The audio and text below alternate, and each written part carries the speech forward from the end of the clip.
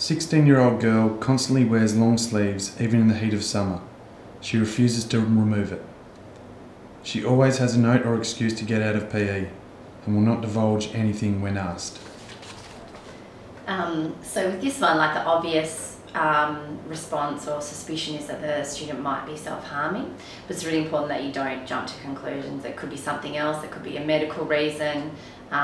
Students often with eating disorders will also wear long jumpers in summer.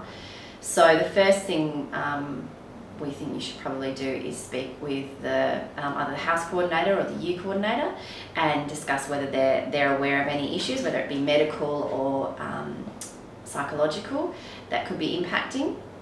And then possibly if the house teacher isn't aware of anything, then discussing it with the psychologist, seeing whether they're aware, and if not, then maybe a call home to the parents about is there any reason why your daughter might be wearing a jumper in summer and not participating in sport. Definitely, yeah.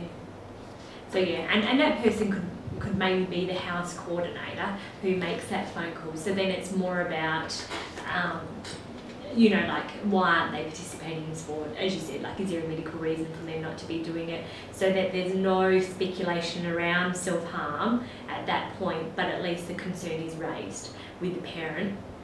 And maybe through that conversation something may be disclosed by the parent about concerns of mental health issues with their child. And then obviously if that's the case, then we have a self-harm policy, and if it is self-harm, how we manage that. She's obviously covering it, so that's a starting point, but it would need to be addressed. And teaching strategies in the classroom, probably nothing until you sort of discover what's happening with the student. There's very little that's needed to be done within the classroom.